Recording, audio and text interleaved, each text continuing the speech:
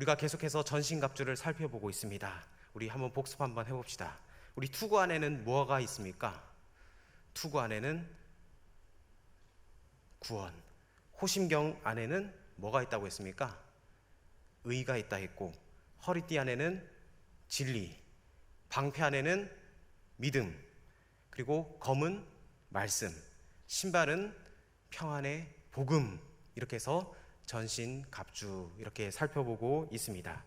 성경에 있는 순서대로 놓고 보면 진리가 맨 앞, 그리고 의, 복음, 믿음, 구원, 말씀, 이 순서로 되어 있는데, 진리하고 말씀을 떼어놓고 보면 가운데 4개, 의, 복음, 믿음, 말씀, 구원, 이것이 바로 우리 신앙의 중심이 된다고 하는 겁니다. 우리 지난주에 우리가 믿음에 대해서 살펴봤습니다. 믿음이 있다는 것을 우리가 4가지로 검증할 수 있는데, 어떤 게 있었습니까? 신뢰, 의존, 고백, 동행, 이렇게 해서 신뢰, 의존, 고백, 동행, 이런 것들이 있으면 정말 우리의 믿음이 있다는 것을 알 수가 있고, 그리고 이 믿음을 발전시키려면 이 요소들에 더 집중하면 믿음이 성장할 수 있다고 배웠습니다.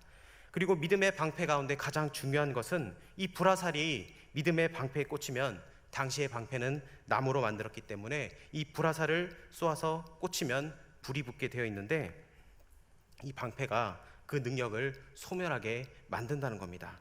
그런데 그 불이 소멸하게 되는 게 그 불이 꺼진다는 겁니다. 이것은 정말 특별하고 놀라운 방패였는데, 그래서 우리는 이 방패를 예수님의 십자가를 상징한다고 살펴봤습니다. 그래서 창세기 15장 1절에 하나님께서 아브라함에게 내가 너의 방패라, 그리고 시편 기자는 여호와는 우리의 방패시니, 이런 고백을 했습니다. 예수님이 방패가 돼서 우리의 모든 불화살을 다 받아주셨습니다. 그래서 이 믿음의 방패는 예수님의 십자가 사건과 연결된다고 배웠습니다.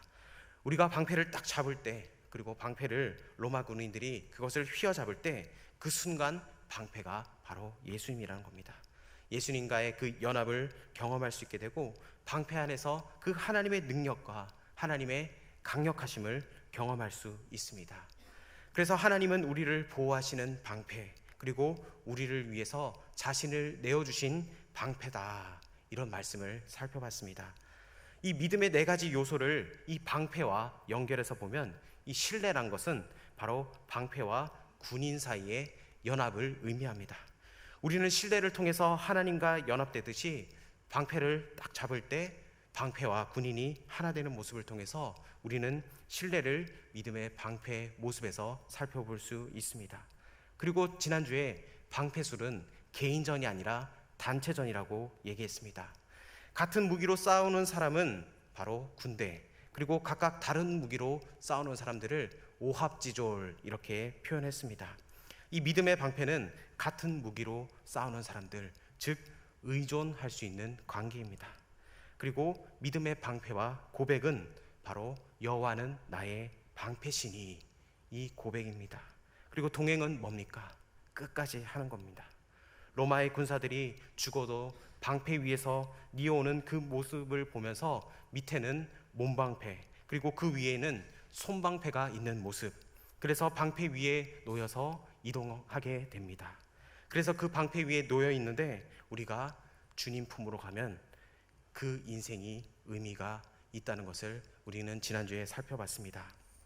오늘 우리가 다루게 될 말씀은 구원입니다. 우리가 신앙생활하는 가장 중요한 이유는 바로 구원 얻기 위해서 하는 거라고 말할 수 있습니다. 성경에도 의, 복음, 믿음, 구원, 이 순서로 되어 있습니다. 그러니까 이 구원이 사실은 앞에 있는 의, 복음, 믿음, 이런 것들을 통해서 우리가 구원에 이른다는 겁니다. 저와 여러분이 모두 구원에 이른 줄 믿고 살아가는 저와 여러분 되길 축복합니다.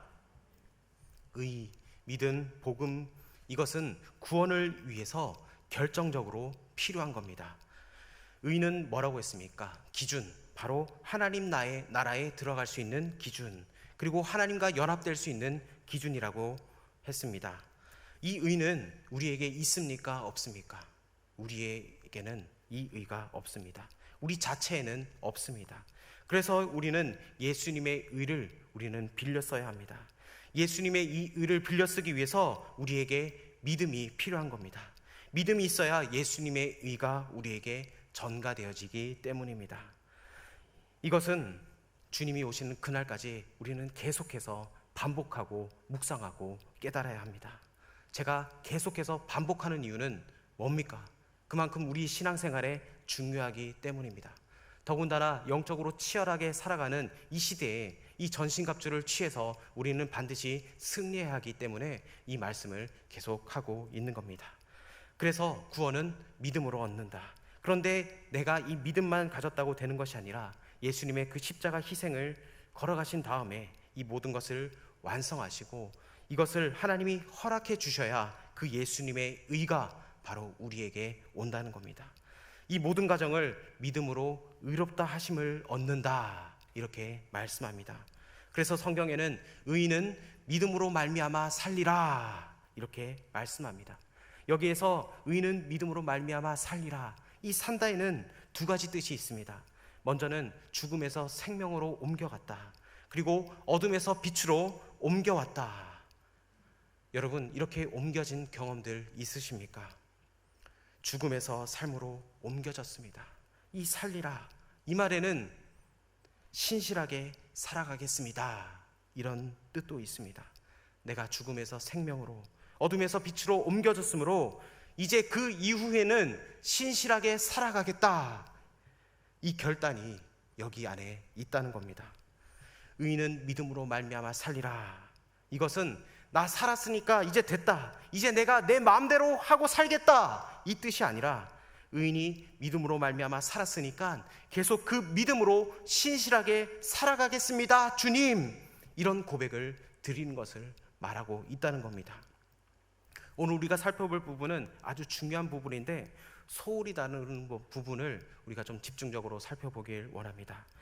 우리 한국교회가 지금은 아니지만 20-30년 전만 해도 엄청난 부흥의 세대를 살았습니다.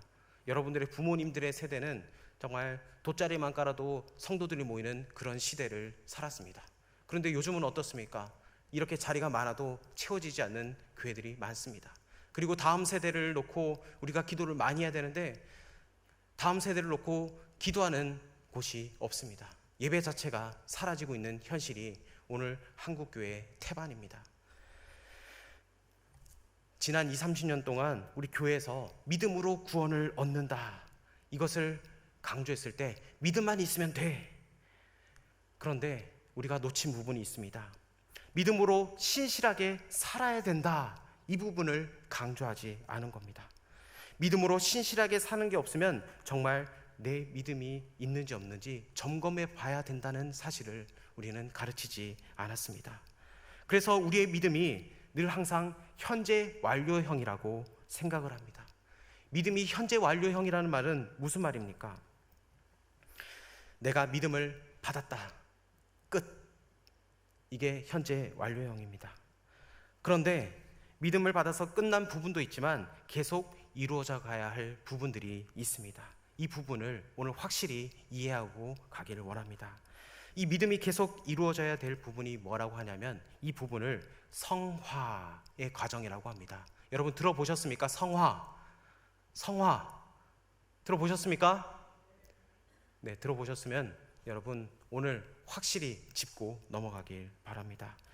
우리의 구원 가운데 이 예수님의 의가 우리에게 전가되어서 내가 의롭게 되는 부분이 있습니다. 그러면 그 의로운 사람으로 살아가야 되는데 우리의 삶의 요청이 있다는 겁니다. 우리가 정말 예수님을 닮아가는 그런 삶을 늘 항상 소망하며 살아가길 원합니다. 그래서 성경 빌립보서 2장 12절에 이렇게 말씀합니다. 혹시 자막 준비되어 있습니까? 빌립보서 2장 12절, 제가 읽어드리겠습니다. 그러므로 나의 사랑하는 자들아, 너희가 나 있을 때뿐 아니라 더욱 지금 나 없을 때에도 항상 복종하여 두렵고 떨림으로 너희 구원을 이루라, 이렇게 말씀합니다. 어떻게요? 나 없을 때도 항상 복종하여 두렵고 떨림으로 너희 구원을 이루라. 여러분, 여기에서 너희 구원을 이루라, 이게 바로 진행형입니다. 미래까지 계속되어질 그 하나님의 말씀 현상을 이야기하고 있습니다. 두렵고 떨림으로 너희 구원을 이루어 가라, 이 뜻입니다. 너희 구원이 지금 완성되어 있는 것이 아니다. 구원은 지금 완성되어 있지 않고 진행형으로 되어 있는 이 구원의 문제를 놓고, 그렇다면 오늘 왜 이것을 구원의 투구로 비유했는지 오늘 살펴보길 원합니다. 여러분, 투구는 무엇을 보호합니까? 투구는 무엇을 보호합니까? 그렇습니다. 머리입니다. 투구가 머리를 보호하는 것을 우리는 쉽게 알 수 있습니다. 군대에서도 군인들이 이 하이바, 철물을 쓰고 사격을 하고 행군을 합니다. 그리고 중공업에서 현장에서 일하실 때도 무엇을 쓰고 합니까? 하이바를 쓰십니까? 헬멧을 쓰십니까? 예, 헬멧을 씁니다. 그리고 스포츠 경기할 때도 헬멧을 씁니다. 특별히 야구를 할 때 타자들이 타석에 설 때 이 헬멧을 쓰고 나옵니다. 이 투구를 쓰고 있는 것은 이 투구 안에 뭘 보호하려는 겁니까? 머리. 구체적으로 머리에서 뭘 보호하려고 합니까? 뇌를 보호합니다. 우리의 생명과 가장 관계가 있는 이 몸의 신체 기관이 있다면 여러분 어디라고 생각하십니까? 1번 심장, 2 뇌. 1번, 2번? 네. 법적으로는 심장이 멈추면은 죽은 겁니다. 심장이 뛰고 있으면 뇌사 상태에 있는 사람도 살아있는 사람입니다. 그런데 이 뇌사 상태에 있는 사람들을 다루는 의사들의 입장에 보면 이것은 생명이 보존되는 차원에 있어서는 심장이 필요하지만 생명이 진짜 존엄하게 가치 있게 인정되려면 뇌가 살아 있어야 된다고 말합니다. 우리가 의의 심장에서 다룬 것처럼 예수님을 믿고 새 생명을 얻는 순간 우리에게 살아온 생명이 들어옵니다. 이 새로운 생명이 들어올 때 이 새로운 생명을 움직이는 이 심장이 바로 의의 심장입니다. 육신의 심장이 움직이는 것이 아닙니다. 의의 심장이 우리에게 들어와서 새 생명을 움직이게 되는 겁니다. 의의 심장은 우리가 거듭나서 새 생명을 얻을 때 뛰기 시작하는데 언제 멈춥니까? 결코 멈추지 않습니다. 계속 가는 겁니다. 우리가 그의 새 생명을 얻어서 의의 심장이 뛸 때 우리 구원을 받아서 우리는 영원히 가는 겁니다. 그래서 우리가 받은 구원은 영원히 가는 구원입니다. 우리가 이 땅에 있는 동안, 구원을 받고 살아가는 동안 우리의 몸이 가지고 있는 이 육신의 한계 때문에 계속 성장하고 성숙하면서 우리가 예수님을 닮아가야 하는 겁니다. 그런데 우리가 이 육신을 벗어나게 되면 이제 성화할 필요가 없이 이 성화의 과정에서 완성된 성화에 이른다는 겁니다. 그래서 지금 사도 바울이 얘기하고 있는 이 두렵고 떨림으로 너희 구원을 이루라는 말씀이 바로 이 말씀입니다. 예수님의 의가 전가되어서 우리가 의롭다 하심을 칭함받은 다음에 예수님을 닮아가는 삶을 살아가다 보면, 그리고 우리가 이 육신의 장막을 벗어날 때 완벽한 하나님과 같이 할 수 있는 성화의 과정에 이른다는 겁니다. 여러분, 이 성화의 과정을 통해서 우리가 더욱더 예수님을 닮아갈 수 있는 저와 여러분 되길 원합니다. 그래서 이 구원은 계속 이루어져야 될 과정인데, 그러면 구원의 투구는 무엇입니까? 이 헬멧을 쓰고 안 쓰고에 따라서 사람들의 뇌 손상률이 50% 정도 차이가 난다고 합니다. 헬멧을 쓰면 50% 정도 감소된다고 합니다. 이 정도면 꽤 쓸만하지 않습니까? 그런데 이것은 불완전합니다. 여전히 50%는 불완전합니다.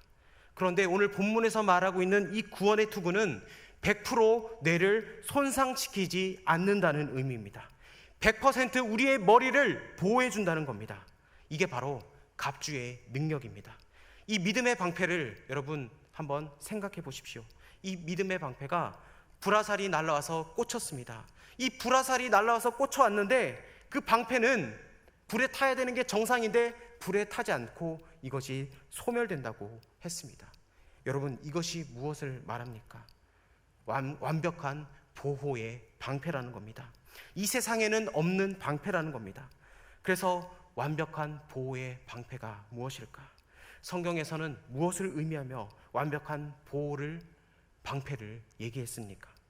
바로 이 예수님의 방패를 의미합니다. 예수님이 바로 나의 방패시다. 이것이 바로 완벽한 방패라는 겁니다. 그러면 믿음의 방패, 구원의 투구, 이 구원의 투구는 우리의 머리, 우리의 뇌가 손상되지 않도록 100% 보호해주는 이 세상에 없는 모습의 투구라는 겁니다. 이 투구도 믿음의 방패처럼 이 믿음의 투구를 뺏기지 아니하고 절대로 놓치지 않아야 하는 바로 하나님이 주신 선물이라는 겁니다. 한 번 구원받은 사람은 영원히 그 구원을 빼앗기지 않는다. 여러분, 이게 신학의 교리 가운데 성도의 견인이라는 말입니다. 여러분 혹시 들어보셨습니까? 성도의 견인. 견인하니까 견인차 생각하는데 그 견인이 아닙니다. 이 성도의 견인은 서로 이끌어줘서 놓치지 않는다. 이 성도들의 구원은 하나님이 성도를 한번 구원하시면 그 구원을 놓치지 않는다, 이 말입니다. 여러분, 이것을 알면은 우리가 이단에 현혹되지가 않습니다. 정말 우리가 견고한 믿음을 가질 수가 있다는 겁니다. 이 성도의 견인이라는 것은 하나님이 한번 구원한 성도는 내가 했다고 착각하고 있는 사람이 아니고 정말 하나님에 의해서 구원을 받아서 생명책에 기록된 성도는 그 구원을 절대로 안 잃어버린다는 그 사실입니다. 여러분, 우리가 이런 성도 되기를 사모합니다. 여러분, 내 이름이 생명책에 기록되어 있는 사실을 확인하고 날마다 사모하며 나아가는 저와 여러분 되길 원합니다. 그 사람은 절대로 안 놓친다는 겁니다. 우리 하나님이 절대자이시고 그 하나님의 권세, 그 능력이 강력하심으로 놓치지 않는다는 겁니다. 여러분, 우리 하나님은 완벽하신 하나님이십니다. 우리 하나님은 실수하지 않으십니다. 하나님께서 선택한 이 하나님의 백성은 실수로 선택한 것이 아니란 겁니다. 여러분, 우리는 때로 연약하고 부족한 모습들이 있습니다. 그런데 내가 좀 부족한 게 있다고 하더라도 하나님이 날 선택한 것에는 실수가 없다는 겁니다. 여러분은 하나님의 귀한 선택받은 하나님의 자녀인 줄 믿으십니까? 여러분, 그 믿음을 가지고 살아가십시오. 때로는 살아가면서 나에게 힘듦이 오고 어려움이 엄습해 올 때 우리는 누구나 불안해하고 좌절하고 낙망할 수 있습니다. 그런데 우리가 기억해야 될 것은 그 상황 속에서도 하나님이 나를 하나님의 자녀 삼아 주셨다는 그 사실을 기억하며 나아가길 원하십시오.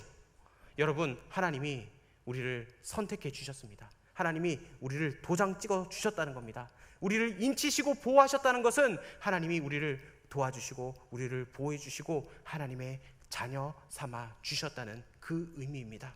여러분, 힘듦이 있을 때 여러분 하나님 앞에 엎드리십시오.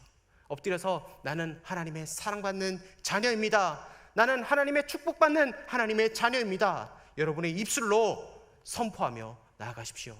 선포할 때 그 능력이 나타나는 겁니다.